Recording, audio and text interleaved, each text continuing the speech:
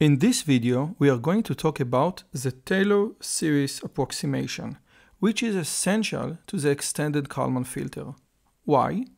If you remember from our previous videos, the extended Kalman filter is all about linearization. And by linearization I mean making linear approximation of any arbitrary nonlinear function. And the best way to achieve this is by using the Taylor series approximation. Now, if you remember from your Calculus 101 course, and if you don't worry, let me refresh your memory, any function can be written as an infinite sum of polynomials, okay? Which means that any function can be written as a0 plus a1 times x plus a2 times x squared plus a3 times x to the third, etc., etc., etc. Remember, the Taylor series is the first expanded two elements around a certain point. In our example, x0. This point over here. And the function value at x0 is y0. Okay? Now, what we are trying to do is to make a polynomial that describes the function at x0. So let's start with the simplest of all polynomial. I need a polynomial approximation that at point x0 will give me f at x0. In other words, p at x equal x0 equals y0. Okay? Now the simplest of all polynomials to do this is a horizontal line. P of x equal y0. And please remember that y0 is a number, it's not a function. This is a horizontal line. Now I know what you're thinking, hey Roy, this is a horrible approximation. It nails the function only at x0, but everywhere else, it's doing a horrible job. And I will say, yes, you're correct. But this is the best approximation one can have with a horizontal line. But if I want to take it a little bit further, if I want to be more accurate, I will have a sloped line. And a sloped line will be something like this. Why is the slope line, yes, 2, better than the horizontal line 1? Because not only does it nail the function at x0, it also nails the function at the immediate surroundings. This is why it's much better than the first one. How do I get to the sloped line? Remember, a function can be described also by its derivatives, and this is exactly what we want to do. I want to satisfy both requirements. A, that p at x0 equals f at x0. This is, by the way, y0. And I want the derivatives to match. I want p prime at x0 to equal f prime at x0.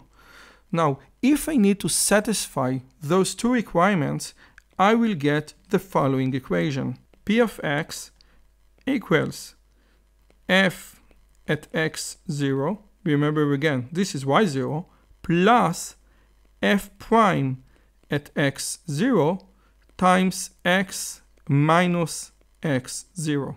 And remember, x0 is the point around which we expand the function. So why does this function work? Because p at x equals x0, I cancel the right element because x equals x0, and I get f of x0. And p prime of x equals f prime of x0. And again, f prime at x0, it's a number, it's not a function. It's taking the derivative and computing it at x equals x0. Let's move on to another example to demonstrate what I've been talking about. In this graph, we see the function y equals arctangents of x, a non-linear arbitrary function. Now, you can also see two Taylor approximations. The first orange one is the first order Taylor linear approximation of the function. The second, in the green dotted line, is much more accurate third order Taylor approximation.